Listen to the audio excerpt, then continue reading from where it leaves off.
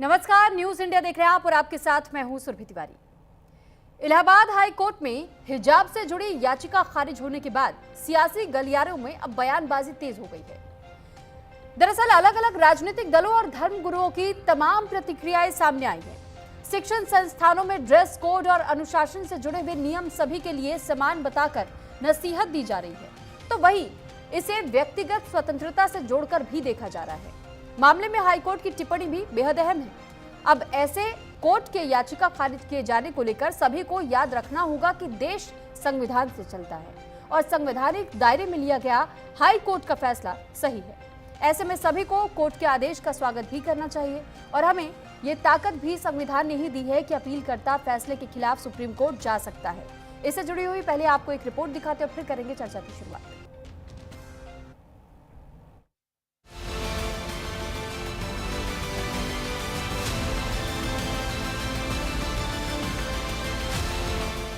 इस्लाम में head scarf पहनना एक जरूरी धार्मिक प्रथा नहीं। इलाहाबाद हाई कोर्ट की इस टिप्पणी के साथ ही कोर्ट ने एक मुस्लिम छात्रा की स्कूल यूनिफॉर्म के साथ हेड स्कार्फ पहनने की अनुमति मांगने वाली याचिका को खारिज कर दिया। याचिका में दावा किया गया कि सिर पर स्कार्फ पहनना एक जरूरी धार्मिक प्रथा है। इलाहाबाद हाई कोर्ट ने कहा, संविधान के अनुच्छेद 25 धार्मिक स्वतंत्रता का अधिकार पर आधारित किसी दावे को सिर्फ कहने भर से स्वीकार नहीं किया जा सकता। इलाहाबाद हाईकोर्ट के स्कूल में हिजाब पहनने की याचिका खारिज किए जाने पर विपक्ष और मुस्लिम समाज से मिलीजुली प्रतिक्रियाएं सामने आईं। कांग्रेस नेता शकील अहमद खान ने कहा कि मैं हिजाब के मुद्दे को घूंघट के संदर्भ में देखना चाहूंगा, तो वहीं ऑल इंडिया शिया पर्सनल लॉ बोर्ड के मौलाना यासूब अब्बास ने हाईकोर्ट के फैसले को बेहद अफसोसजनक करार दिया। वहीं बीजेपी नेताओं ने कोर्ट के निर्णय का स्वागत करते हुए कहा, देश संविधान से चलता है, सभी को इसका स्वागत करना चाहिए। मैं समझता हूं कि कुछ चीजें लोगों को उनकी इच्छा पर भी छोड़ दी जाए। मैं व्यक्तिगत तौर पे ये मानता हूं कि किसी को अगर दबाव में ये करना पड़ता है तो वो उचित नहीं है, लेकिन कोई अपनी एजेंसी का इस्तेमाल करके अगर कोई इस तरह की चीज वस्त्र हो, कोई और आभूषण हो, तो फिर मैं समझता हूं कि एक डोमेन वो छोड़ के रखना चाहिए। कोर्ट के उस आदेश का सबको स्वागत करना चाहिए। आधी आबादी महिलाओं की मातृशक्ति है और सबको समानता का अधिकार है और सभी लोगों को एक स्वतंत्रता सम्मान पाने का अधिकार है। महिलाओं को लंबे समय तक ऐसे अधिकारों से वंचित रखा गया था और संविधान सबको समान करने का अधिकार देता है। हमको लगता है कि सभी लोगों को इसका स्वागत करना चाहिए। देश संविधान से चल रहा है। संविधान के दायरे में जो हाई कोर्ट का फैसला है वो सही फैसला है, क्योंकि एक ही विद्यालय में अलग अलग धर्मों के अलग अलग ड्रेस पहन करके लोग आए तो एक रूपता खत्म हो जाएगी। वहाँ लोग शिक्षा के लिए आते हैं, न कि धर्म और मजहब के लिए आते हैं। देखिए, बड़े अफसोस की बात है जिस तरीके से माननीय न्यायालय का जो हाई कोर्ट का फैसला आया है। हिजाब इस्लाम में कंपलसरी है और हिंदुस्तान में हर धर्म और हर मजहब के लोग रहते हैं। सवाल ये है कि अगर से कोई बच्ची स्कार्फ पहन के स्कूल जाना चाहती है तो ये उसको पूरी तरीके से रोकना मेरे ख्याल से ये बिल्कुल गलत है। मैं हिजाब को घूंघट में बदल देना चाहता हूँ। इस देश की में परंपरा से घूंघट काटती हैं बच्चियाँ, महिलाएं, बहुएं, बहनें, रिवाज है तो यह रिवाज है और कोई अपनी शनाख्त के तौर पर या उसको अच्छा लगता है और वो हिजाब पहनना चाहता है, सर पे वो ओढ़नी रखना चाहता है, सर पे पर्दा ढकना चाहता है, तो इस पे रोक नहीं होना चाहिए। उसकी इंडिविजुअल आज़ादी का सवाल है। भाई देखिए, एक ये मैटर था, एक बच्ची थी, वो एक स्कूल में पढ़ती थी, क्लास 6 में उसने एडमिशन लिया था, तो वहाँ पर वो हेड कवर करने के लिए एक स्कार्फ पहनती थी बचपन से ही, तो उसी में वो रेगुलर स्कूल जाती थी। तो क्लास 6 से 10 तक कंटिन्यू वो पढ़ी और अचानक क्लास 11th में उसको रोक दिया गया स्कूल स्टाफ की तरफ से, स्कूल मैनेजमेंट की तरफ से। ये कहा गया कि चूँकि यहाँ के ड्रेस कोड में स्कार्फ अलाउ नहीं है, लिहाजा आपको विदाउट स्कार्फ आना पड़ेगा। तो उसी में उसने कई एप्लीकेशंस मूव की। फिर हम लोगों ने एक यहाँ पर रिट याचिका की जिसमें माननीय उच्च न्यायालय ने दो हमारी दलीलें भी सुनी और कई एक हम लोगों ने नज़ीरें भी पेश की, जिसके बाद ये निर्णय आया कि नहीं, स्कूल का ड्रेस कोड अपना वो खुद निर्धारित कर सकता है। अलग अलग धर्मों के छात्र अलग अलग कपड़े पहनकर एक ही स्कूल में आएंगे तो एक रूपता खत्म हो जाएगी। स्कूल में छात्र शिक्षा के लिए आते हैं, न कि धर्म या आस्था के मामलों के लिए। वहीं कोर्ट ने भी साफ किया है कि ऐसा कोई तथ्य या कानूनी आधार पेश नहीं किया गया जिससे ये साबित हो सके कि इस्लाम में हेडस्कार्फ पहनना एक जरूरी धार्मिक प्रथा है। इलाहाबाद हाई कोर्ट के फैसले के बाद अब हिजाब पर सियासी रंग चढ़ता हुआ दिखाई दे रहा है। दरअसल कोर्ट ने एक याचिका को खारिज करते हुए ये कहा कि हिजाब इस्लाम का जरूरी हिस्सा नहीं है। बात साफ है कि कोर्ट का यह फैसला लागू होगा। अब इस फैसले को लेकर सियासत गरमाती हुई नजर आ रही है। जहां एक तरफ भारतीय जनता पार्टी ने इस फैसले का स्वागत किया है, तो वहीं समाजवादी पार्टी हो या फिर मुस्लिम धर्मगुरु, सबने इस फैसले का विरोध किया है। उन्होंने इस फैसले पर पुनः विचार करने की भी बात कही है। साथ ही अगर बात नहीं बनती है तो ये मामला इससे ऊपरी अदालत तक ले जाया जाएगा। अब देखना ये होगा कि मुस्लिम धर्मगुरुओं का या मुस्लिम पक्ष का अगला कदम क्या होगा। फिलहाल उत्तर प्रदेश में चुनाव है तो हिजाब को लेकर भी सियासत गर्म है। लेकिन याचिका खारिज होने के साथ ही व्यक्तिगत स्वतंत्रता के मामले को लेकर भी बहस छिड़ी हुई है कि कोई हिजाब, सिर पर स्कार्फ या घूंघट पहनना चाहता है तो ऐसा करने पर कोई रोक नहीं होनी चाहिए। ये व्यक्तिगत स्वतंत्रता का मामला है। Bureau report, news India. और अब चलिए हम चर्चा की शुरुआत करते हैं और सबसे पहले मेहमानों का परिचय आपसे करवा दें। अनंत अमित सिंह प्रवक्ता बीजेपी से हमारे साथ जुड़ चुके हैं, नितेंद्र सिंह प्रवक्ता समाजवादी पार्टी से और स्वामी शैलेशानंद गिरी महामंडलेश्वर हमारे साथ जुड़ चुके हैं। साथ ही हाजी नाजिम खान प्रवक्ता पीस पार्टी जस्टिस एएन मित्तल हमारे साथ जुड़ चुके हैं। तो फिलहाल पूर्व जज रहे हैं आप इलाहाबाद हाई कोर्ट के, बहुत स्वागत है सभी का। और इसी के साथ हम शुरुआत करेंगे। सबसे पहले मैं इस वक्त रुख करना चाहूंगी जस्टिस एएन मित्तल सर, आपका ही। सर, इलाहाबाद हाई कोर्ट का जब ये फैसला सामने आया, इसको लेकर के हम दो अलग अलग प्रकार की प्रतिक्रिया देख रहे हैं। एक वो तबका है जो कि समर्थन करता है और इस फैसले का स्वागत कर रहा है, और उनका ये कहना है कि ये भेदभाव ना होने पाए बच्चों के बीच में, इसलिए स्कूल में से लागू किया गया था कि आप स्कूल के भीतर किसी प्रकार का धार्मिक रूप से दर्शाए जाने वाला कोई वस्त्र धारण नहीं करेंगे, एकमात्र एक यूनिफॉर्म सभी बच्चों के लिए। लेकिन फिर भी कुछ ऐसे लोग हैं जो कि इसकी खिलाफत कर रहे हैं। इस पर मैं आपसे कानूनी रूपरेखा समझना चाहूंगी सर। देखिए, व्यक्तिगत स्वतंत्रता जो हमारे संविधान में दी गई है, वो व्यक्तिगत स्वतंत्रता आपको उपलब्ध है, परंतु आप अगर स्कूल में पढ़ रहे हैं या मान लीजिए न्यायालय में जाते हैं आप, तो न्यायालय में अगर कोई महिला वकील है तो वो बुर्का पहन करके बहस नहीं कर सकती है। जगह का अपना एक ड्रेस कोड होता है। हॉस्पिटल्स में आप देख लीजिए, नर्सेज हैं, नर्सेज की अलग ड्रेस है, डॉक्टर्स की अलग ड्रेस है, और कोई नर्स आपको बुर्के में नहीं मिलेगी।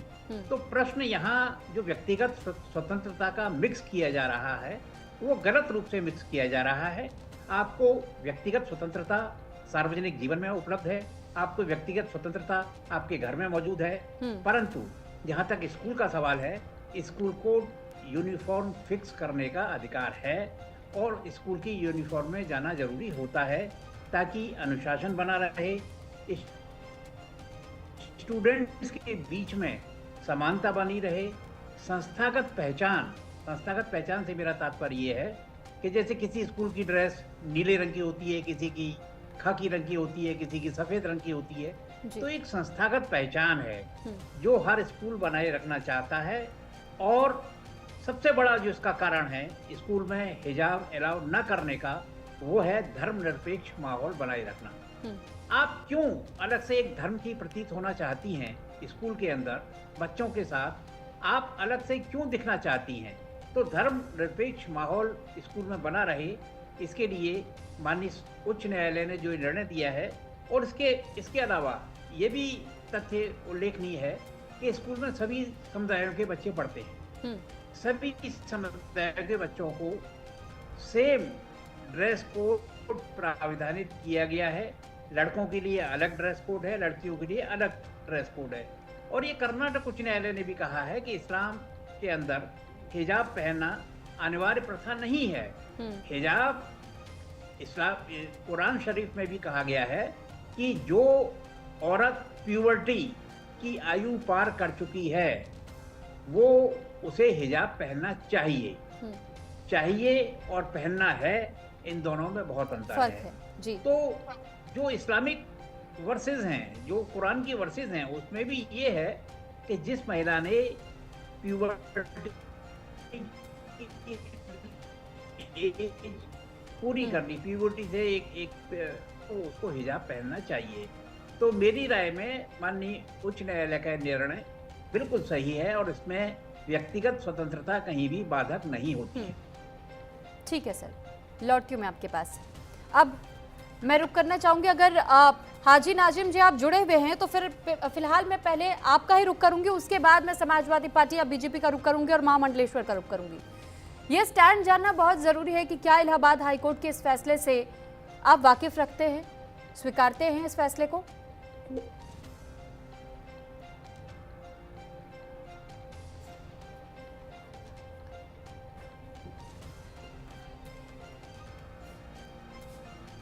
तो फिलहाल हाजी नाजिम का कनेक्शन हमारे साथ टूट गया है, उन्हें दोबारा संपर्क करने की कोशिश की जाएगी। लेकिन इस बीच एक बार फिर हम रुक अब कर लेते हैं अनंत अमित सिंह जी, प्रवक्ता हैं आप बीजेपी से। अनंत जी, सवाल इस बात को लेकर भी उठ रहे हैं कि बीजेपी जानबूझ करके ऐसे मुद्दों को हाईलाइट करना चाहती है, ऐसे मामलों को लेकर के स्टेटमेंट्स देने के क्या मतलब बनते हैं? क्योंकि चुनाव भी सर पर है, तो आप हिंदू मुस्लिम वाले एंगल निकाल करके इन मुद्दों को हाईलाइट करते हैं। अगर फैसला आ गया तो आ गया, अच्छी बात है, उसे आपने स्वीकार लिया, समर्थन कर दिया। अब उसे बार बार किसी के सामने जताना या दिखाना या उसका समर्थन करके किसी के सामने वो स्टेटमेंट देना, ये जरूरी है क्या? ये विपक्षी दलों का कहना होता है, तो इस पर मैं आपसे आपका स्टैंड जानना चाहूंगी सर। सुरभि जी, सर्वप्रथम आपको, सभी पैनलिस्ट को, आपके सभी दर्शकों को वंदे मातरम, भारत माता की जय। सुरभि जी, भारतीय जनता पार्टी जी इस तरह की राजनीति करती नहीं है। और जिस तरीके से इलाहाबाद हाईकोर्ट का जो आदेश आया है, माननीय न्यायालय के आदेश का हम सम्मान करते हैं, लेकिन हम कहना चाहते हैं स्कूल शिक्षा का मंदिर है, धार्मिक पहचान की कोई प्रतिस्पर्धा का मंच नहीं। जब स्कूल के सभी बच्चों के लिए एक समान और गैर भेद भावपूर्ण जैसा माहौल, यूनिफॉर्म बनता है, तो उसमें उसका पालन भी होना चाहिए। यह किसी धर्म के खिलाफ कोई आदेश नहीं है, कोई फैसला नहीं है, बल्कि समान नियम और अनुशासन के पक्ष में हाईकोर्ट का जो आदेश है, उसको मुझे लगता है सभी दलों को, सभी लोगों को मानना चाहिए। लेकिन जिस तरीके से तुष्टीकरण की राजनीति करने वाले लोग और कुछ दल जिस तरीके से न्यायालय के आदेश के खिलाफ जिस तरीके से बयानबाजी कर रहे हैं, तो ये न्यायालय में, ये भारतीय संविधान इस तरह के बयान का कोई जगह भारतीय न्यायालय में नहीं है। जहां तक हिंदुस्तान की बात है, सूरबी जी, हिंदुस्तान में हिजाब की भी इजाजत है और देश के संविधान और संस्कृति की भी हिफाजत हिंदुस्तान में होता है। लेकिन जिस तरीके से कुछ इस तरह के दल, जो आज भारत श्रेष्ठ भारत कैसे है, उसका मुख्य कारण है कि हमारा धर्मग्रंथ जो है वो संविधान है, और हमें संविधान ये अधिकार और कर्तव्य देता है कि किस तरीके से हमें संविधान और न्यायालय तमाम जैसे इस तरह के आदेश को माने। लेकिन मैं तमाम, सुरभि जी, मैं तमाम ऐसे विपक्षी दलों से पूछना चाहता हूँ, तुष्टीकरण की राजनीति करने वाले लोगों से पूछना चाहता हूँ कि ये बताइए, इसी दुनिया में बांग्लादेश एक मुस्लिम कंट्री है, तो क्या कभी किसी ने शेख हसीना या बेगम खालिदा जिया को कभी देखा है बुर्के में, कभी हिजाब में देखा है? मेरे ख्याल से नहीं देखा होगा। पाकिस्तान की पूर्व मंत्री बेनजीर भुट्टो का किसी ने तस्वीर देखा है? नहीं देखा है। दुनिया की सबसे बड़ी मुस्लिम कंट्री इंडोनेशिया का, वहां के राजाओं का कभी किसी ने देखा? नहीं देखा है। लेकिन सिर्फ और सिर्फ जिस तरीके से कल राहुल गांधी जी एक मंच पर जिस तरीके से मनुस्मृति को लेकर जो कह रहे थे और हिजाब को लेकर कह रहे थे, आज तो न्यायालय का आदेश आ गया, तो माननीय राहुल गांधी जी को भी ये समझना होगा कि यह देश संविधान से चलता है और न्यायालय का आदेश है, तो उसको स्वीकार करिए। चलिए, ठीक है आनंद जी, मैं लौटती हूँ आपके पास। उज़मा प्रवीण जी भी हमारे साथ जुड़ चुके हैं, सोशल एक्टिविस्ट भी हैं आप, और हाजी नाजिम जी भी जुड़ चुके हैं अब। उज़मा जी, सवाल इस बात को लेकर है कि ये इलाहाबाद हाईकोर्ट का फैसला है और उनकी ओर से कहा गया है कि इस्लाम में हिजाब को अनिवार्य नहीं बताया गया। अभी हमारे साथ जो इस वक्त एडवोकेट जुड़े हुए, मैंने उनसे भी पूछा, कानूनी रूपरेखा समझी, तो उनकी ओर से भी कहा गया है कि ऐसा कहीं कोई जिक्र नहीं मिलता। ये जरूर कहा गया है कि पहनना चाहिए, तो ये तो स्वेच्छा अनुसार होना चाहिए ना। और स्कूल में अगर ये स्कूल को फैसला लेने का हक है, तो क्या आप इसका समर्थन करती हैं कि यूनिफॉर्म कोड पूरी तरीके से ठीक है स्कूल के लिए खास तौर पर?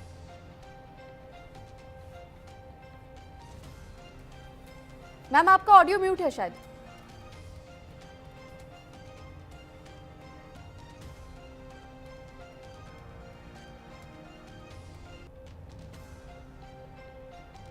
हेलो जी मैम, जी आवाज आ रही है? बिल्कुल आ रही है मैम। इस तरह से मैं ये कहना चाहती हूँ कि देखिए जो एक विवाद एक बहुत टाइम से चलता चला आ रहा है, जब से बीजेपी ने कदम रखा है 2014 में, आजादी शायद कुछ लोगों को 2014 में मिल गई है, पहले से देश आजाद नहीं था, सन 47 में देश आजाद नहीं हुआ है, देश आजाद हुआ है 2014 में। तो जो 2014 के आजादी के लोग हैं वो इसी तरह से बातें करते हैं, नई नई बातें, नया नया कानून। अभी हमारे भाई कह रहे थे, बीजेपी के जो बैठे हुए हैं वो कह रहे थे कि इस तरह से ऐसे राहुल गांधी जी ने कहा मंच से, तो आप लोग ये सोच नहीं सकते कि संविधान क्या कहता है, हमारा देश क्या कहता है, देश का कानून क्या कहता है, आर्टिकल कहाँ लिखा है कि अपने धर्म को मानना ये गलत है, क्योंकि हम अपने धर्म को मानते हैं, ये हमें कॉन्स्टिट्यूशन ने इजाजत दी है। तो आप कौन होते बोलने वाला। रही बात हाई कोर्ट की, तो मैं कह देना चाहती हूँ हम हर कोर्ट के फैसले का सम्मान करते हैं, लेकिन अगर कहीं पर कोर्ट ये बात कहता है तो हम उसे भी याद दहानी करा दें कि कहीं ना कहीं आप थोड़ा सा कॉन्स्टिट्यूशन से भटक रहे। मैं तो एक बात, ये एक सॉन्ग आपने सुना होगा, मैं आपको थोड़ा सा गुनगुना के यहाँ बता देती हूँ कि वो सुना है कि ये अंधा कानून है, जब चाहे सजा दे दे, जिस ये साथ न दे कमजोरों का, ये साथी है चोरों का, ये इंसाफ नहीं करता, किसी को माफ नहीं करता। ये गाना तो सुना होगा। ये इस टाइम में आपके वक्तव्य से ऐसा लग रहा है उजमा जी जैसे कि आप पूरी तरीके से दोष बढ़ने का काम बीजेपी पर कर रही हैं, लेकिन ये तो इलाहाबाद हाई कोर्ट का फैसला है मैम। बिल्कुल, हम हाई कोर्ट के फैसले का सम्मान करते हैं, लेकिन अभी जो चल रही है ना, ये बीजेपी भारतीय जनता पार्टी जानबूझकर एक टारगेट मुसलमानों के नए नए कानून माइनॉरिटी के लिए ला रही है। ये उसको सोचना चाहिए। 3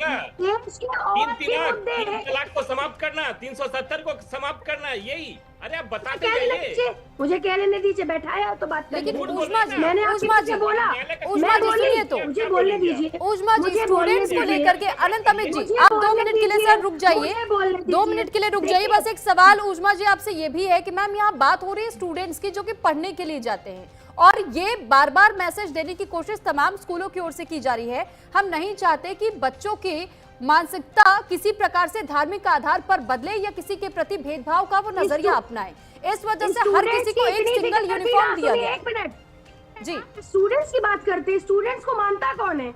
जब स्टूडेंट्स में लाठियां चली थी तब तो स्टूडेंट्स नहीं थे। अब आप स्टूडेंट्स की और आप स्कूलों की और हिजाब की बात कर रहे हैं। पहले तो आप हमारे देश में पेपर लीक हो रहे उन पर कभी बात की है आपने? हम लोगों को कभी बैठाया इसके लिए? नहीं बैठाया। जब स्टूडेंट्स को मारा लाठियों से तब आपने इस पर मुद्दा उठाया। आज आप चले मैम ये दोनों मुद्दे अलग अलग है मैम, ये दोनों मुद्दे अलग अलग है मैम, और ये हाई कोर्ट का फैसला है। इसी वजह से मैंने आपसे पूछा कि स्टूडेंट्स के, अगर स्टूडेंट्स के हित में फैसला लिया गया तो गलत कैसे है? मुस्लिम से चल रही है ना ना ना ना, ये यहाँ पर हम लोग सारी इनकी समझ चुके हैं, सारी गाथा हम लोग सारा प्रोपेगेंडा समझ चुके। सिर्फ एक नैरेटिव सेट करना है। इन्होंने एक नैरेटिव सेट किया है मुसलमानों के खिलाफ कि हम जब तक अब्दुल की चूड़ी टाइट नहीं करेंगे तब तो मैम कल तक तो फिर उसके बाद तो फिर ये भी हो जाएगा कि कल को सनातनी जो बच्चे होंगे वो भी ये कहेंगे कि हम भी भाई भगवा धारण करके जाए, हमें भी इजाजत दे दी जाए। सिख बच्चे अपनी अलग डिमांड रखेंगे, क्रिश्चियंस बच्चे अपनी अलग डिमांड रखेंगे, तो ये तो भेदभाव वाली भावना तो आ जाएगी ना मैम। फिर आप स्कूल में शिक्षा ग्रहण करने जा रहे हैं या मजहबी किसी तरीके का वो फैलाने की कोशिश कर रहे हैं? बहुत से लोग अभी यहाँ पे स्टूडेंट्स हैं, अगर कोई पगड़ी पहनता है स्टूडेंट तो क्या आप उसकी पगड़ी नहीं? सिखों के लिए मैम अलग से संविधान में कोटेड है, सिखों के लिए अलग से संविधान में कोटेड है मैम, और जब हमारा देश आजाद हुआ था वो तब से है। उन्हें वो ट्रिब्यूट दिया गया था जब उन्होंने आजादी के संघर्ष में अपना योगदान दिया था, वो तब से हमारे संविधान में है मैम। मुझे रोक नहीं सकते आप, मुझे मेरी फंडामेंटल राइट से रोक नहीं सकते। कौन रोक रहा है? कौन रोक रहा है? उस्मा जी सुनिए, आप इस डिबेट में इस वक्त आपने वो हिजाब लगाया हुआ है, क्या आपको किसी ने अभी तक मना किया कि आप यहाँ हिजाब पहन के इस डिबेट का हिस्सा नहीं बन सकती हैं? उस्मा जी बात समझिए, अगर आप इस डिबेट में जुड़ी हैं तो आपने हिजाब धारण किया हुआ है, क्या आपको किसी ने रोका, मना किया? यह आपका फंडामेंटल राइट है, आप बिल्कुल पहनिए, लेकिन स्कूल तो शिक्षा ग्रहण करने की जगह है ना मैम। तो अगर कोई सर से ओढ़ना चाह रहा तो आपको दिक्कत क्या है भाई? क्या दिक्कत है? हिजाब का मतलब है ढकना, ये नहीं कि हम मैम आपको शायद ये नहीं पता कि कई एग्जाम सेंटर्स में या कई स्कूलों में हिंदू बच्चों के कलावे तक काट दिए जाते हैं। आप तो हिजाब की बात कर रही हैं। हिजाब कहते किसे हैं? पहले तो आप हिजाब का मतलब समझिए। तो आप उसे बिल्कुल कीजिए ना, लेकिन स्कूल के बाहर, आप स्कूल के अंदर आइए, उतार के आइए, स्कूल के बाहर जाइए, आप उसके बाद दोबारा पहन लीजिए, कोई आपत्ति नहीं है। ये भारतीय जनता पार्टी जो स्कूल और विद्यालय और स्टूडेंट्स का नाम लेते, इसके मुंह से ऐसी बातें अच्छी नहीं लगती। सूप बोले तो बोले, छलनी बोले, जिसमें 72 छेद, तो वो स्टूडेंट्स की बात ना करे, वो शिक्षा की बात ना करे। 1 लाख से ज्यादा उत्तर प्रदेश में स्कूल बंद हो चुके, शिक्षा की बात मत करा करिए। आप लोग के मुंह से बिल्कुल अच्छी नहीं लगती, बिल्कुल अच्छी नहीं लगती, मुझे तो बिल्कुल भी नहीं अच्छी लगती। शिक्षा की बात तो किया मत करिए, बिल्कुल आपको यहाँ देखने का हक ही नहीं है। शिक्षा की बात मत करिए, शिक्षा का आपने जनाजा निकाल दिया है, शिक्षा का जनाजा निकाला, शिक्षकों का जनाजा निकाला, स्कूलों का जनाजा निकाल दिया, यहाँ तक कि आप ये जौहर यूनिवर्सिटी तोड़ने लगे। आप लोग यूनिवर्सिटी, अरे उस्मा जी चलिए, आप इस्लाम के अनुसार ही बता दीजिए, इस्लाम में ऐसा कहाँ लिखा है कि अनिवार्य है? क्या ऑप्शन दिया गया है या नहीं दिया गया है मैम? उस्मा जी, हिंदू मुस्लिम के अलावा इससे कोई लेना देना नहीं। शिक्षा क्या है, स्कूल में क्या पहना जा रहा है, इससे मतलब मत रखिए आप। लेकिन उस्मा जी यही तो पूछा जा रहा है कि इस्लाम इसकी इजाजत देता है नहीं देता है, अनिवार्य है या नहीं है? यही इलाहाबाद हाईकोर्ट ने कहा है। आप सिद्ध कर दीजिए कि इस्लाम में ये लिखा गया है कि पहनना ही होगा। हमारी राजनीति इन्हीं से चल रही है, हमारे हिजाब पे आपकी राजनीति चल रही है, हमारे खाने पे आपकी राजनीति चल रही है, हमारे मटन मछली पे आपकी राजनीति चल रही है। सारी राजनीति आपकी इसी पर टिकी है, सारी राजनीति आपकी मुसलमानों पर टिकी है। मुसलमानों को हटा दीजिए, आपकी राजनीति में कुछ नहीं बचेगा। 0 सन्नाटा है आप, मुसलमानों के बिना 0 सन्नाटा है आप कुछ नहीं है मुसलमानों के बिना। आपकी सारी राजनीति उस्मा जी शरिया को मानती हैं आप? हाँ बिल्कुल बिल्कुल, हम बिल्कुल मानती है। कितने ऐसे लोग हैं जिन्होंने कभी चोरी की है, उनके हाथ कटवा दिए गए हैं, या फिर महिलाओं को तो इतना पर्दा शरिया में लिखा गया है कि वो इस तरीके से टीवी पर बैठ करके वो अपनी बात भी नहीं रख पाती, लेकिन आप बैठी हैं। तो आप एक जगह संविधान को मानेंगी, जहाँ आपकी इच्छा नहीं होगी तो आप वहाँ शरिया ला देंगी। आप लोग ट्रेन होके आए, आप लोग पढ़ के नहीं आए। आपने सही इस्लाम पढ़ा होता ना तो आप ला इलाहा इल्लल्लाह। तो मैम आप पढ़ा दीजिए, आप पढ़ा दीजिए सही इस्लाम में क्या लिखा है, वो कौन सी लाइन है जिसमें ये कहा गया कि हिजाब अनिवार्य है? 1400 साल पहले लड़कियों को जिंदा दरगोर कर दिया जाता था। हमारे नबी ने लड़कियों को वो जो इज्जत दिलाई, आज उसी इज्जत के साथ, सम्मान के साथ मैं यहाँ हिजाब पहने आपके सामने बैठी हूँ, बात कर रही हूँ। ठीक है उस्मा प्रवीण जी, बहुत धन्यवाद आपका। हमारे साथ बाकी एक और इस वक्त प्रवक्ता है पीस पार्टी के, हाजी नाजिम जी, वो भी इस्लाम से ही आते हैं, लेकिन मैं उनका रुख करूं इससे पहले इस वक्त मैं समाजवादी पार्टी का स्टैंड भी जानना चाहूंगी और महामंडलेश्वर का स्टैंड भी जानना चाहूंगी, उसके बाद मैं सर आपके पास आती हूँ। इस वक्त अब मैं रुख करना चाहती हूँ सबसे पहले नितेंद्र सिंह जी, प्रवक्ता आप समाजवादी पार्टी से। समाजवादी पार्टी का स्टैंड भी अभी तक क्लियर नहीं हो पा रहा है, क्योंकि समाजवादी पार्टी मिला जुला रिएक्शन दे रही है। कोई समर्थन करता हुआ दिखाई दे रहा है, लेकिन उसमें भी हिला हवाली दिखाई देती है, लेकिन कोई पूरी तरीके से विरोध करता हुआ दिखाई देता है। तो सर चल क्या रहा है? समाजवादी पार्टी क्या इसके खिलाफ भी है? क्योंकि हमने ये देखा कि आप लोगों ने अभी किस तरीके से जो प्रोटेस्ट चल रहे थे रिजर्वेशन को लेकर के, उसमें भी कहीं ना कहीं अखिलेश यादव ने भी कह दिया। अब क्या इस मामले को भी आप इसी तरीके से देखेंगे कि भाई ये तो गलत हो रहा है, चुनाव के लिहाज से गलत हो रहा है, या आप समर्थन करते हैं? जी धन्यवाद। मैंने सारे पैनलिस्टों को, सुरभि जी सुना जी, उस्मा जी को भी सुना। देखिए ये समाजवादी पार्टी और भारतीय जनता पार्टी के बीच का डिबेट का विषय ही नहीं है। और हमारे मित्तल जी ने बहुत ही स्पष्ट बात भी कही कि संविधान हमें क्या राइट देता है और कहाँ राइट देता है। संविधान की जो प्रस्तावना उसमें साफ साफ लिख दिया गया कि हम भारत के लोग भारत को लोकतंत्रात्मक समाजवादी पंथ निरपेक्ष गणराज्य बनाने के लिए तथा उसके समस्त नागरिकों को सामाजिक आर्थिक राजनीतिक न्याय, अभिव्यक्ति, विचार स्वतंत्रता, उपासना की स्वतंत्रता देते हैं, ठीक है। लेकिन ये सच है कि कोर्ट का एक प्रोटोकॉल होता है कि वहाँ कैसे हमें प्रस्तुत होना है। हमारे मंदिर मस्जिद है, वहाँ का एक प्रोटोकॉल है, वहाँ हमें कैसे उपस्थित होना है। हमारे स्टूडियो का एक प्रोटोकॉल है, वहाँ हमें कैसे उपस्थित होना है। इसी तरीके स्कूलों का भी एक प्रोटोकॉल है वहाँ, और इसको एक एज है, कब ढकना है कब नहीं ढकना है। बच्चे होते हैं, बच्चों का एक अपना तरीका होता है। एक उम्र के बाद, ये सही है कि प्रकृति ने व्यवस्था बनाई है, एक एज के बाद महिला का शारीरिक आकार बनावट अलग होती है, पुरुषों का अलग होता है, उस पर पर्दा प्रवस्था हमारे सनातन हिंदू परंपरा में भी है कि हमारे यहाँ महिलाएं जो बटी होती हैं वो दुपट्टा लेंगी, चुन्नी लेंगी, जो शादीशुदा महिलाएं आती हैं वो घूंघट भी करती हैं, सबकी व्यवस्था है। लेकिन वो कब कहाँ करना उसका एक प्रोटोकॉल है, किसके सामने करना है भी। इसको स्कूल में लेकर के और इसको विवाद का विषय बनाया जाना मुझे नहीं लगता ठीक है।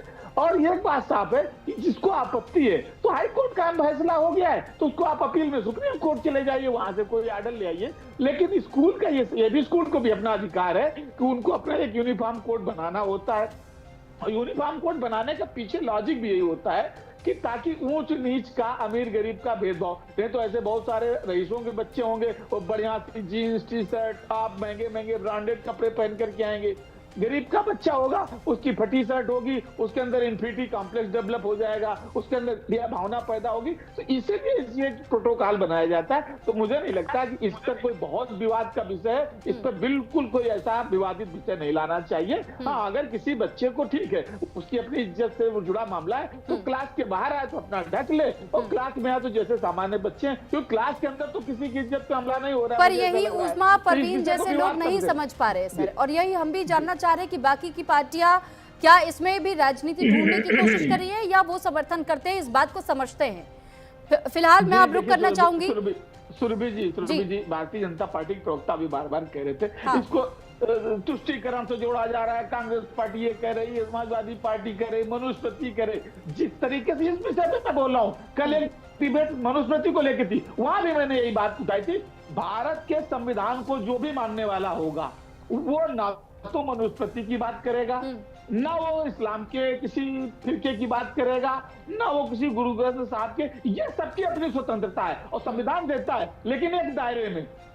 कहाँ है वो आपकी स्वतंत्रता निजी है। हमें अपने घर में पूजा करने का अधिकार है, हमें नमाज पढ़ने का अधिकार है, हमें कैंडल लेके प्रार्थना करने का अधिकार है, हमें गुरबानी पढ़ने का अधिकार है, सबको अपनी अपनी स्वतंत्रता है। लेकिन अब उसका मतलब ये नहीं है कि कोई व्यक्ति मस्जिद में जाके अगरबत्ती जलाने लगे, वहां घंटा बजाने लगे, वहां हनुमान चालीसा पढ़ने लगे, या कोई व्यक्ति मंदिर में जाकर के और वहां जाकर के नमाज पढ़ने लगे। ये विवाद के विषय, धार्मिक विषय अलग अलग है, लेकिन संविधान ये राइट देता है और संविधान आपको निजता का अधिकार देता है। तो निजता हमारे कमरे में, जैसे कि हम यहाँ पर के स्टूडियो में बैठे, ये प्रोटोकॉल है कि हम आए कि सभ्य तरीके से कपड़े पहनेंगे, अच्छे तरीके से बैठेंगे। हम अपने बेडरूम में जाएंगे, शर्ट उतार के लेट जाएंगे, तो वो हमारा निजता का राइट है कि हम अपने बेडरूम में कपड़े उतार के लेटेंगे। लेकिन ठीक है, यानी इस बात को सबको समझने की आवश्यकता है।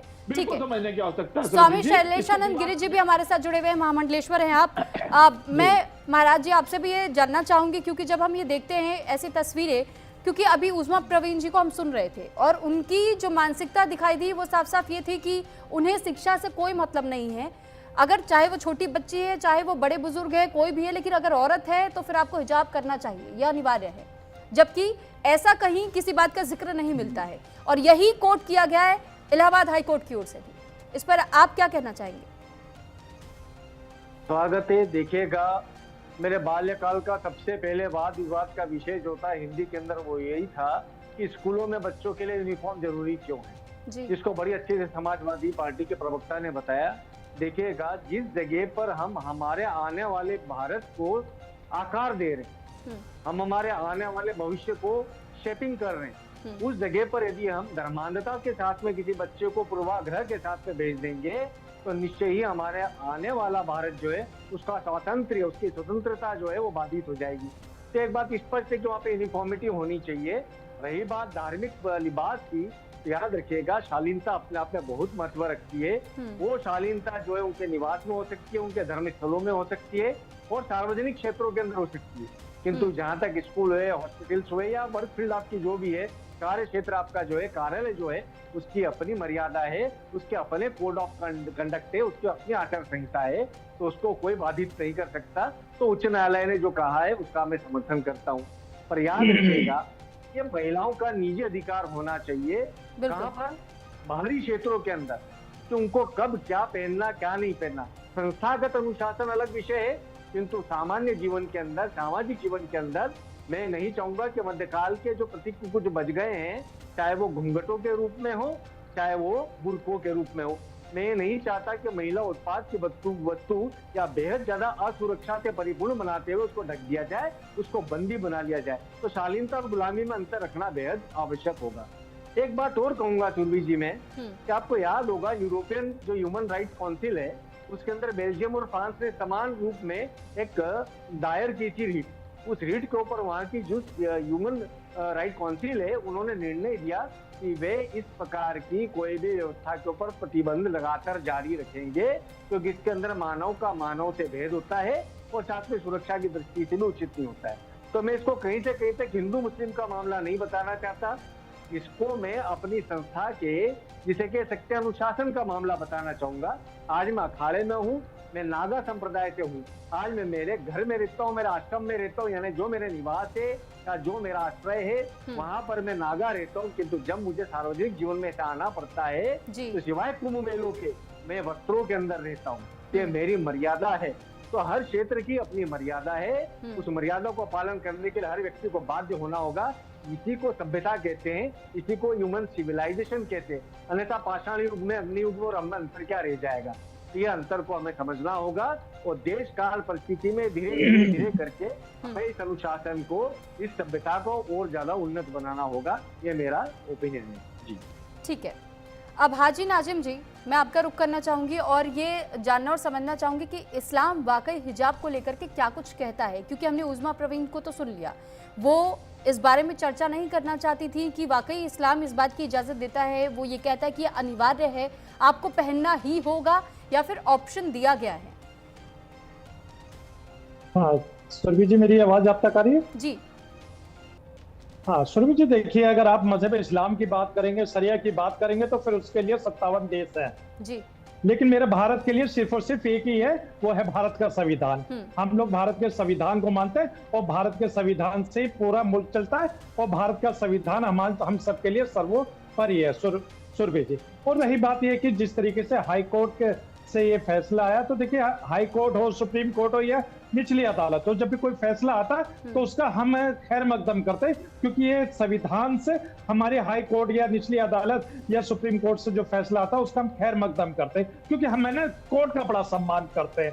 और यहाँ संविधान की भी बात बहुत आ रही थी, तो संविधान हम लोगों से ज्यादा कौन पालन करता है ये बताने की भी जरूरत नहीं है। अब देखिए यहाँ पर हाई कोर्ट का फैसला है, उसका खैर मकदम। लेकिन एक चीज और है कि यहाँ पे हिजाब को लेकर जिस तरीके से हाई कोर्ट ने कहा, बिल्कुल सही कहा। हाई कोर्ट ने कहा कि भी हिजाब, अरे इस्लाम की बात करी तो देखिए इस्लाम को मैं एक चीज आपको बता दूं, कुरान शरीफ की आयत सूरह अल नूर 24-31 में आप देखेंगे, पढ़ेंगे तो वहां पे हिजाब के बारे में पूरी तरीके से सारी चीज बता रखी है। और उसके बाद और भी बहुत सारी आयतें जिसमें हिजाब का जिक्र है। लेकिन मेरा मुल्क चलता है भारत के संविधान से।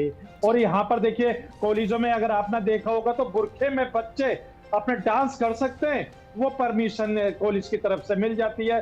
कॉलेज में आपने देखा होगा कि रैंप पे बुरखे में लड़कियों को चला देते हैं, वो इवेंट से कॉलेजों की तरफ से परमिशन हो जाती है। लेकिन जब मुस्लिम बेटियां अगर एजुकेशन में अपना नाम या अपना भारत का नाम रोशन करने की कोशिश करती है तो वहां पर इस तरीके की बात आ जाती है कॉलेज की तरफ से कि यहाँ ड्रेस कोड होना चाहिए या यूनिफॉर्म कोड होना चाहिए। बिल्कुल भाई, हम आपकी बात मानते हैं, हम कोर्ट के हर फैसले का खैर मकदम करते हैं सुरभि जी।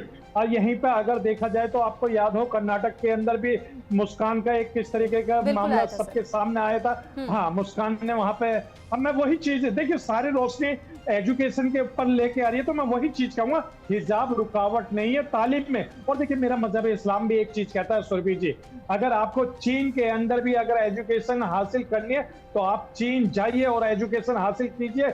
और जिस मुल्क में आप रहते हो, जिस मुल्क में आप पैदा हुए, उस मुल्क को बेहतर करने के लिए उस एजुकेशन का उस मुल्क के लिए फायदा कीजिए। और देखिए हाजी नाजिम खान भारतीय है और भारतीय अल्लाह का शुक्र अदा करता है कि भारत की इस पाक सरजमी पे पैदा हुआ।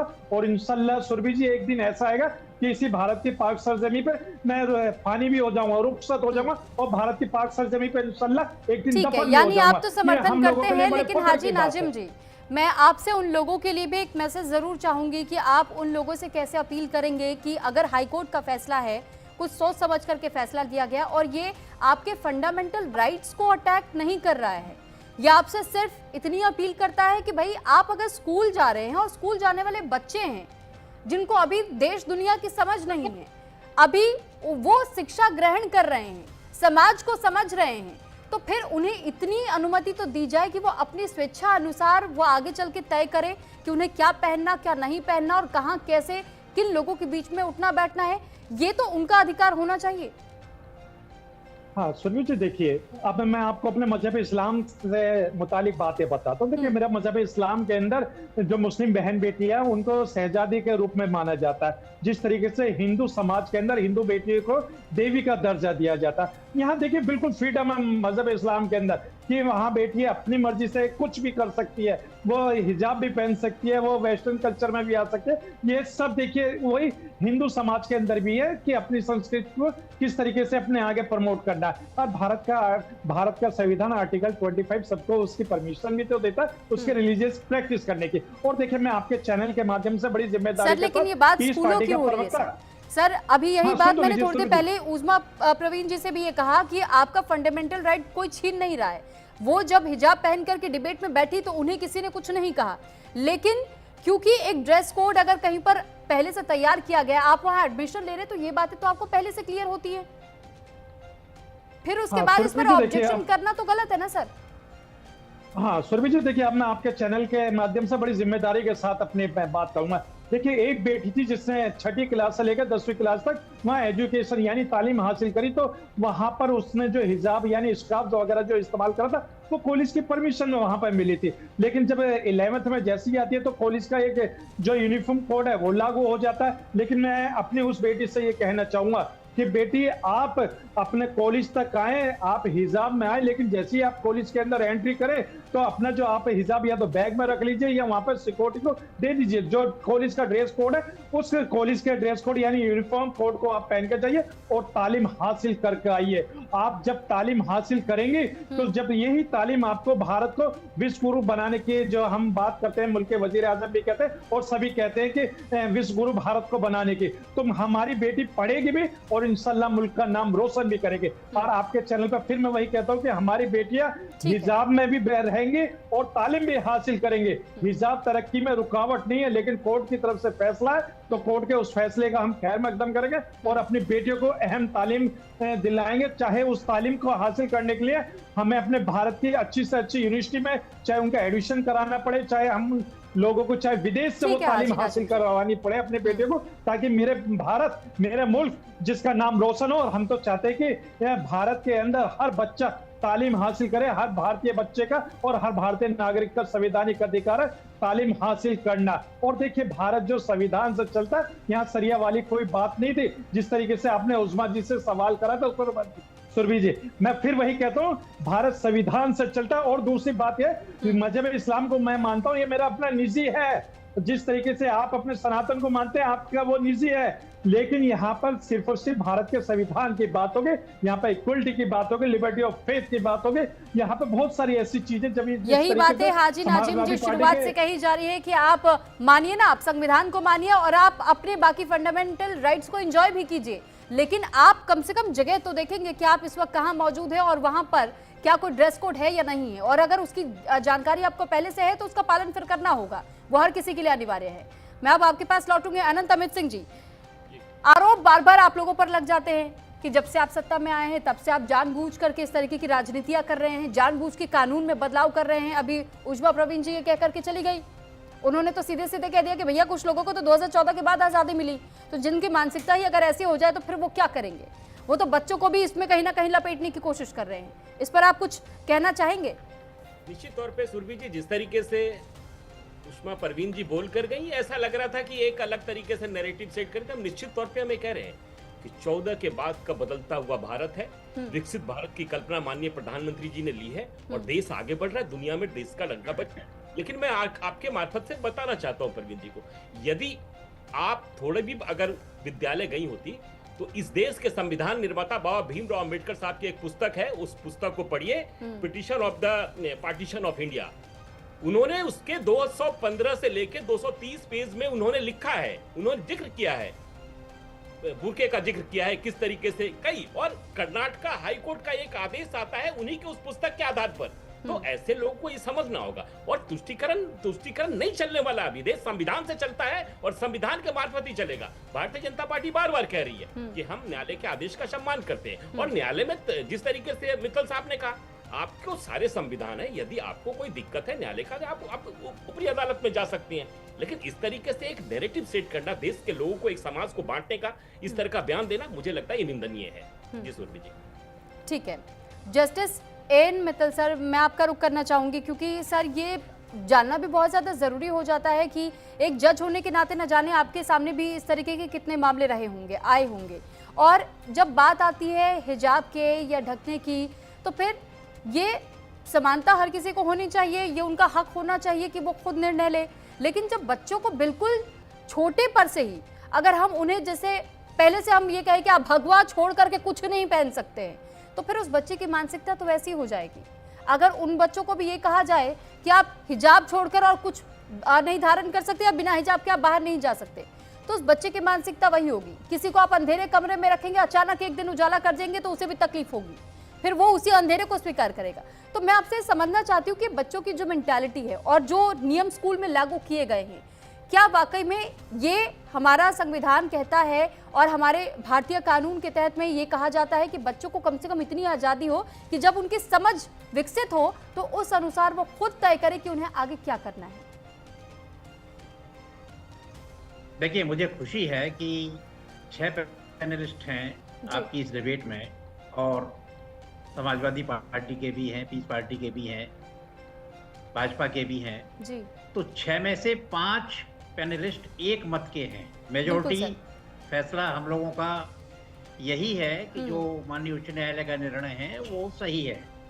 मैं दूसरी बात कहना चाहूंगा, बार बार उन लोगों को कहना चाहूंगा जो इस प्रकार का भ्रम फैला रहे हैं या अपनी राजनीति कर रहे हैं। मैं ये भी कहता हूं कि अगर विपक्षी पार्टियां राजनीति नहीं करेंगी तो क्या लइया चना बेचेंगी? उनका तो काम है ये। तो जो विपक्षी पार्टियां, अन्य विपक्षी पार्टियां इस पर राजनीति कर रही हैं, मैं उनको संविधान के ही प्राविधानों की ओर ध्यान आकर्षित करना चाहता हूं कि संविधान में फ्रीडम ऑफ इक्वलिटी है, तो क्या क्लास का जो मॉनिटर बनाया जाता है उसको एक विशेष दर्जा दिया जाता है, वो न दिया जाए? हमारे पास freedom of speech and expression है, तो क्या किसी बच्चे को ये अधिकार है कि वो टीचर के बजाय खुद अपना भाषण उस क्लास में दे सके और वो कहे कि मुझे तो freedom of speech and expression है, right to life and liberty है? तो मैं पूछना चाहता हूं कि क्या किसी बच्चे को ये अधिकार है कि वो क्लास में मोबाइल लेकर के उस पर जोर जोर से बात करे और कहे कि ये तो मेरा right to life and liberty है? बिल्कुल। तो देखिए, ये सारी बातें हम संविधान में हमारी जो अधिकार हैं उन अधिकारों को हमें समझना पड़ेगा, और उन अधिकारों की जो प्रतिबंध हैं उनको भी हमें समझना पड़ेगा। और फिर बात वही निकल करके आती है कि महामंडलेश्वर जी ने कहा कि वो नागा साधु हैं, परंतु जब वे किसी सार्वजनिक स्थान पर जाते हैं तो कपड़ों में जाते हैं। बिल्कुल। मेरा भी यही कहना है कि जो अस्पताल में डॉक्टर्स हैं, जो नर्सेज हैं, उनका एक ड्रेस कोड है। जो स्कूल में बच्चे पढ़ने के लिए जाते हैं उनका भी एक ड्रेस कोड है। तो धर्मनिरपेक्षता के लिए, वैसे तो हम धर्मनिरपेक्षता की दुहाई देते हैं, सेकुलरिज्म की दुहाई देते हैं, धर्मनिरपेक्षता की रक्षा के लिए जरूरी है कि स्कूलों में जो ड्रेस कोड है उस ड्रेस कोड को हम माने और उस ड्रेस कोड का हम पालन करें। जहाँ तक हमारे निजी अधिकारों का प्रश्न है, निजी अधिकार हम अपने सार्वजनिक जीवन में, अपनी लाइफ में वो अपना सकते हैं। आप उसको कोई रोक नहीं रहा, कोई नहीं रोक रहा, ना कोई आर्टिकल 25 का वायलेशन है और ना ही संविधान के किसी अधिकार का कोई वायलेशन है। तो मैं राजनीतिक पार्टियों से यही अनुरोध करना चाहूंगा। ठीक है सर। छात्रों को उकसाने की राजनीति चल रही है, छात्रों का भविष्य इससे खराब हो रहा है। छात्र पढ़ने की बजाय आंदोलन पर जोर दे रहे हैं। आज भी देखा आपने पटना में क्या हुआ, कितनी जोरदार आंदोलन हुआ। तो मैं एक बात कहना चाहूंगा, जैसे कोई परीक्षा होती है, मान लीजिए पीसीएस की परीक्षा हुई, पीसीएस की परीक्षा में सर शायद कुछ तकनीकी खामी है, मैं आपके पास दोबारा लौटूंगी, लेकिन स्वामी शैलेशानंद गिरी जी का मैं रुक करना चाहूंगी। और स्वामी जी, क्योंकि इस वक्त हमने ये भी वो स्टेटमेंट में सुना कि मौलाना रशीदी की ओर से भी ये कहा गया कि ये तो इस्लाम का अभिन्न हिस्सा है और हमें नहीं लगता कि इसमें न्यायालय को बहुत ज़्यादा इंटरवेन करना चाहिए, यानी इन मामलों को बहुत ज़्यादा हाईलाइट करना चाहिए या अपने फैसले इस पर किसी पर भी थोपने चाहिए। तो इस पर मैं आपसे समझना चाहूँगी, क्योंकि अभी कुछ देर पहले आपने अपना खुद का भी उदाहरण दिया। तो अगर हर जगह जब हम जाते हैं, चाहे हम पुलिस वालों के पास जाए, आर्मी के पास जाए, चाहे हम डॉक्टर्स के पास जाए, वहाँ हम यूनिफॉर्म स्वीकारते हैं, लॉयर्स के पास जाए वहाँ यूनिफॉर्म स्वीकारते हैं, बिना यूनिफॉर्म के अगर कोई व्यक्ति आए और अपना परिचय दे तो हम उसे पहचानने से इनकार कर देते हैं। हम उनसे कहते हैं कि पहले आप अपना ID प्रूफ दिखाइए। तो फिर ये विवाद वाला मुद्दा क्यों बन जाता है कि स्कूल में एक बच्चे को कहा जा रहा है कि वो स्कूल में सिर्फ और सिर्फ यूनिफॉर्म में जाए? जी सुरभि जी, यही तो है ना कि आवरण और आचरण का अंतर इस देश के अंदर जानबूझ करके सियासती लोग बार बार पैदा करते हैं। आप उनको आचरण से धर्म नहीं सिखा पा रहे तो आप कहेंगे कि आप धर्म का आवरण ओढ़ लीजिए, उनके ऐसे वस्त्र पहन लीजिए। आपको यहाँ की जो आचार संहिता है प्रत्येक स्थान की, उसका पालन करना ही होगा। यदि आप नहीं करेंगे तो मान करके चलिएगा कि उस व्यवस्था के अंदर यदि कोई सैनिक है तो वो उसमें और सिविलियन में अंतर क्या रह जाएगा। उस यूनिफॉर्म का महत्व समझना होगा और यही स्थिति हमारे स्कूलों की है। हम जिस स्कूल में पढ़ते हैं उस स्कूल का टैग रहता है हमारे ऊपर। जैसे मैं उदाहरण के तौर पे सेंट मैरीज में पढ़ा, जोसेफ्स में पढ़ा, यहाँ मैं पढ़ा खालसा के अंदर, या मैं किसी मदरसे में पढ़ा, तो उसका एक ब्रोशर होता है, उसका कलर कोड होता है। तो कलर कोड मैं पालन नहीं करूंगा तो मैं दुनिया के सामने कैसे उसका गर्व अभिव्यक्त कर पाऊंगा कि मैं इस संस्था से पढ़ा हूँ और इस संस्था का वैभव जो है वो मेरे ज्ञान से, मेरे आचरण से परिलक्षित होगा। किंतु दुर्भाग्य इस देश का कि यहाँ पर क्या किया जा रहा है कि आप सिर्फ और सिर्फ धार्मिक आवरण पहन लीजिए और आप अपने आप को संविधान से ऊंचा, देश से ऊंचा बना लीजिए। याद रखिएगा, सबसे पहले भारत माता को हमें ऊंचा मानना होगा, भारत की जन्मभूमि को ऊंचा मानना पड़ेगा, हमारी भारतीयता को गर्व देना होगा। यदि मैं गर्व देने में असफल हो रहे हैं इसमें कोई शक नहीं। अभी कहा ना, जैसे आंदोलन इतने हो रहे हैं, मैं आंदोलन का जन्मा हुआ साधु हूँ। मुझे ऐसा ध्यान है मध्य प्रदेश के अंदर लगातार मेरे जितने आंदोलन हुए उन आंदोलन के अंदर इसी प्रकार के मुद्दों के ऊपर मैं निरंतर रूप से रहा। आज क्या है, युवा पीढ़ियों के पास में जेन जी हो, जेन अल्फा हो, मिलेनिया हो, इनके पास सवाल तो बहुत है, पर जवाब देने के लिए हमारे राष्ट्रीय अभिभावक भी कहीं न कहीं गोते खाते दिखते हैं, सामाजिक अभिभावक भी कहीं न कहीं गोते खाते हुए दिखते हैं। तो ये गलत है। ये प्रयास हमें करना होगा कि कैसे भी करके उनके मन की जो क्वेश्चन है, उनके मन की जो विचलन है, उनको हम शांत करें। हम धर्म गुरु होकर के कई बार उनको शांत नहीं कर पा रहे, विचित्र सी बात है। फिर हमारा धार्मिकता का क्या अभिप्राय हो गया। तो याद रखिएगा, इन आवरणों से बाहर निकाल करके वास्तविक रूप में उच्चतम नागरिक चरित्र को हमें उच्चता की ओर ले जाना होगा, तब जाकर के सारे विवाद खत्म होंगे। और भारत के मुसलमानों को, क्रिश्चियनों को या अन्य धर्म वालों को मैं कभी भी दूसरे देश के धर्म से तुलना नहीं करता। भारत का मुसलमान अपने उच्च कोटि का मुसलमान है क्योंकि उसने भारत के आजादी के संग्राम के अंदर हिस्सा लिया है। उनकी तुलना हम मिडिल ईस्ट के मुसलमानों से नहीं कर सकते, वहां के कट्टरवाद से नहीं कर सकते। और ये भारत के मुसलमानों को भी समझना होगा, जितनी आजादी उनको इस देश के अंदर है, इस संविधान के तहत है, उतनी कहीं और विश्व के अंदर नहीं है। तो इस भारतीयता का गौरव हम सब के अंदर उतना उच्चतम रहना पड़ेगा। यही इसका सॉल्यूशन है और यही इसका, जिसे कह सकते हैं, पूर्णतः सॉल्यूशन ही रहे। जी ठीक है। नितेंद्र सिंह जी, अब मैं आपका रुख करते हुए ये मैं पूछना चाहूंगी, राजीव राय क्योंकि समाजवादी पार्टी से जुड़े हुए नेता हैं, उनकी ओर से एक स्टेटमेंट दिया गया और प्रधानमंत्री नरेंद्र मोदी के एक स्टेटमेंट को उन्होंने कोट करते हुए ये कहा कि हमारे प्रधानमंत्री तो हमारे भारत के लोगों के वेशभूषा से ही पहचानते हैं, उनके परिधान से वो पहचानते हैं। तो ऐसे में जब हाईकोर्ट का फैसला किसी के यूनिफॉर्म को लेकर, किसी के कपड़ों को लेकर के, किसी के अगर दिखने के लिहाज से अगर किया जाए तो फिर यह फैसला भी तो पूरी तरीके से उचित नहीं ठहराया जा सकता। हाँ, लेकिन क्योंकि कोर्ट का फैसला है, इसके खिलाफ कोई नहीं बोलेगा। तो ये सीधे सीधे तो विरोध नहीं जताया गया, लेकिन कहीं ना कहीं वो अगर व्यंग्यात्मक तौर पर प्रधानमंत्री के किसी स्टेटमेंट को जोड़ते हैं हाईकोर्ट के एक फैसले से, तो फिर क्या ये पूरी तरीके से सही है? जी सुरभि जी, धन्यवाद। पहले तो मैं अपने दोनों पूर्व के वक्ताओं से, मित्तल साहब से और स्वामी शैलेशानंद जी से मैं अपने को जोड़ता हूं, उनसे मैं अपने को संबद्ध करते हुए, उनकी बात से सहमति जताते हुए मैं अपनी बात को आगे करता हूं। जी। दोनों लोगों ने बहुत विस्तार से बहुत अच्छी बातें कही जो आज के संदर्भ में बहुत जरूरी है। जी। दूसरा, आंदोलन में दो प्रकार का आंदोलन होता है। एक आंदोलन है कि विरोध का विरोध करने के लिए, एक है डिमांड करने के लिए। डिमांड करना अलग चीज होती है और विरोध करना अलग चीज होती है। जैसे आज के बच्चे जेन अल्फा, वो डिमांड कर रहे हैं कि मेरे स्कूल की छत खराब है, ठीक कर दीजिए, हमारे यहाँ शौचालय नहीं है, इसको बना दीजिए, हमारे यहाँ टीचर्स नहीं, इसकी पूर्ति कर दीजिए। ये डिमांड है, इसको हम विरोध के लिए नहीं कर रहे हैं, ये डिमांड है, ये किसी विचारधारा से प्रेरित होकर सरकार का विरोध करने के लिए नहीं, ये मेरे राइट्स हैं। दूसरा, हमारे कॉन्स्टिट्यूशन में दो हैं, एक हमारी ड्यूटीज है, एक मेरे राइट हैं। हम अपने राइट्स की बात तो कर रहे हैं, अधिकार की बात तो कर रहे हैं, लेकिन हम कर्तव्य भूल जाते हैं। बिल्कुल ठीक बात है। आज मैं अभी इससे पूर्व एक चैनल में था, वहाँ एक इसी विषय पर डिबेट हो रही थी कि एक देवी पाटन मंडल की कमिश्नर मैडम है, आईएएस अधिकारी हैं, और एक जुडिशियल अधिकारी हैं, उनको लेकर के टेलीफोन को लेकर के विवाद है, वो मामला काफी चर्चित है। वो जो मैडम है, जो हमारी सिविल जज हैं, वो खासतौर पे सबीना खान मुस्लिम है। अब वो इस बात की जिद तो नहीं कर सकती है कि मैं जब चैम्बर में अपने बैठूंगी तो वहाँ बुर्का पहन करके और नकाब लगा करके जजमेंट करेंगे, ये बिल्कुल प्रोटोकॉल के खिलाफ होगा।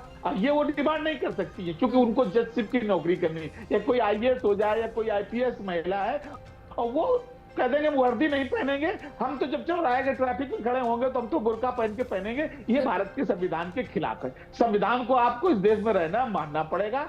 हमें जो हमारे संविधान में ये भी हमारे मत को मानने का अधिकार है, हमारे मत की स्वतंत्रता है, पूजा करें, उपासना करें, जो भी जिस संप्रदाय के हैं हम उस प्रदान, ये हमारा निजी विषय, हम अपने घर में माने। एक मुझे बात याद आ रही है, हम लोग जो पढ़ते थे तो एक लेसन पढ़ा था, या तो इंटरमीडिएट में था या ग्रेजुएशन फर्स्ट क्लास में था, कि रूल्स ऑफ द रोड।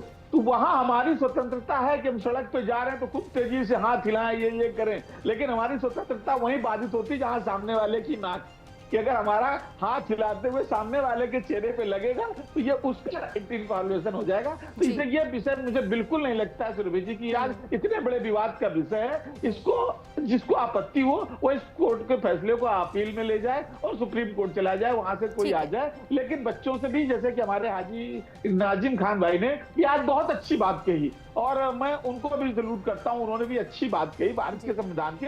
दूसरी बात, तो थोड़ा कुरान की तरफ ही आ जाता हूं, जिस बात को कह रहे थे, सूरह अल-नूर की 31वां पैरा है, वहां पर मोमिन महिलाओं के लिए कहा गया है कि वो अपनी, जो पर्दे की बात है, कि निगाहें नीची रखें, अपनी पवित्रता की रक्षा करें और खुमर यानी अपनी छाती को ढकें। वहां चेहरे के ढकने की बात नहीं आई है। दूसरा, सूरह अल-अहज़ाब में 63-59वें श्लोक में कहा है, नबी की पत्नियों के संदर्भ में वहां बात आई है, और हमारे यहाँ भी शादीशुदा महिलाओं को पर्दा की व्यवस्था है, वहां पर आम महिलाओं के लिए बात नहीं कही गई है। तीसरा, एक और प्रकरण है, वहां हिजाब शब्द नहीं आता है, वहां इस संदर्भ में जो बात आई है वहां जिलबाब की बात आई है। जिलबाब यानी कि बहुत ही सलीके से आप अपनी निगाहों से ढक करके, और मान मर्यादा, शालीनता जिसकी बात हम सब करते हैं, शालीनता तो सभी मजहबों में बात की जाती है, चाहे महामंडलेश्वर जी हो, चाहे हम हो, चाहे वो सिखों के यहाँ हो, चाहे किसी, शालीनता इस भारत की सभ्यता है। तो हमें सबको शालीन रहते हुए, मर्यादा में रहते हुए, अपने अधिकारों के साथ साथ अपने कर्तव्य का पालन करना चाहिए। नितेंद्र जी, और आज की चर्चा की सबसे अच्छी बात यही रही कि वाकई में हमारे साथ जितने भी पैनलिस्ट आज जुड़े, और आज हर किसी ने इलाहाबाद हाई कोर्ट के इस फैसले का समर्थन किया है, और कहीं ना कहीं ये सबको बताने की कोशिश की गई है कि जो फैसला दिया गया है वो किसी के हक को नहीं छीन रहा है, लेकिन कुछ सिखाने और समझाने की तर्ज पर लिया गया ये फैसला है। जहां शिक्षा का मंदिर जिसे कहा जाता है, तो फिर उसे सम्मान भी आपको उसी तर्ज पर देना होगा, और उसके बाद जब आप उस चौखट से बाहर निकले तो वो आपकी निजी जिंदगी है, आप उस जिंदगी में कुछ भी कीजिए। आप सभी का बहुत धन्यवाद हमारे साथ जुड़ने के लिए और अपनी अपनी बात रखने के लिए। अनंत अमित सिंह प्रवक्ता बीजेपी से आज हमारे साथ जुड़े, नितेंद्र सिंह प्रवक्ता समाजवादी पार्टी से, वहीं स्वामी शैलेशानंद गिरी महामंडलेश्वर हमारे साथ जुड़े, हाजी नाजिम खान प्रवक्ता पीस पार्टी से जुड़े, और जस्टिस AN मित्तल पूर्व जज इलाहाबाद हाईकोर्ट के हमारे साथ जुड़े। तो फिलहाल इसी के साथ यहाँ रुक रहे एक ब्रेक के लिए।